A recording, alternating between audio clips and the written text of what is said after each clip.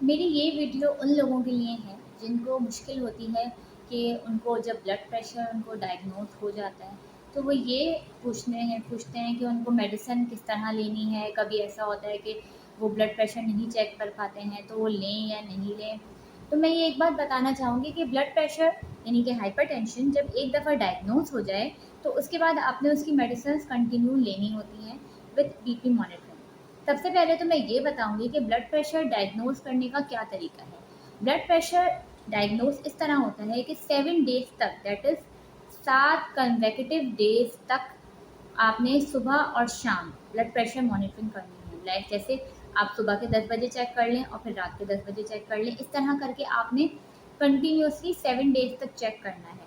उसके बाद उनका आपने मीन आर्टियल प्रेशर निकालना है। तो अगर एक एडल्ट हेल्दी मेल है, उसका ब्लड प्रेशर अगर ऊपर का 120 और नीचे का 80 से ज़्यादा होता है तो इसका मतलब ये है कि वो ब्लड प्रेशर की बाउंड्री के अंदर एंटर हो चुका है। अब उसकी फर्दर कैटेगरीज हैं, स्टेज 1 हाइपरटेंशन क्या होती है, स्टेज 2 क्या होती है, स्टेज 3 क्या होती है, ठीक है ना।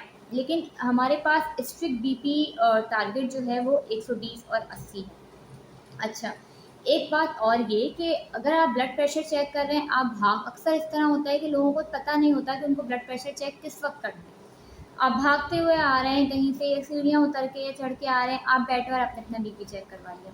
तो ये कोई तरीका नहीं है। इस तरह आपका ब्लड प्रेशर ऑब्वियसली बढ़ा हुआ आएगा। ब्लड प्रेशर चेक करने के लिए पेशेंट को बिल्कुल रिलैक्स होना चाहिए, ठीक है ना। उसकी बॉडी जो है बिल्कुल रेस्ट में होनी चाहिए, उस वक्त सिटिंग पोजीशन में होना चाहिए, कफ की पोजीशन ठीक होनी चाहिए, हाथ की पोजीशन बिल्कुल ठीक होनी चाहिए। और उस वक्त इस बात का इंश्योर करना होता है, इस बात को कि उसको कोई इन्फेक्शन नहीं चल रहा है, कोई बुखार की सूरत नहीं है, कहीं उसको जिस्म में दर्द नहीं है, वरना उस सूरत में भी उसका ब्लड प्रेशर बढ़ा हुआ आएगा।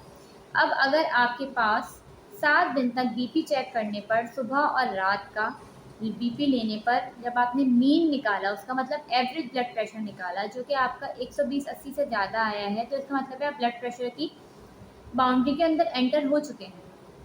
तो आपने ब्लड प्रेशर की फिर जो एक तो होता है लाइफस्टाइल मॉडिफिकेशन, वो तो करनी ही करनी, नमक का इस्तेमाल कम, वॉक, परहेज, ये सब। बाकी टेस्ट और करवाने हैं, शुगर का भी, के साथ में शुगर ना हो, या अगर फैमिली हिस्ट्री है कोलेस्ट्रॉल की तो कोलेस्ट्रॉल भी बहुत ज़रूरी है चेक करवाना। उसके साथ आपने दवा शुरू करनी है। उसके बाद फिर ये है कि ब्लड प्रेशर की दवा आपने जो है वो कंप्लाइंस के साथ लेनी है, मतलब बाकायदगी से लेनी है।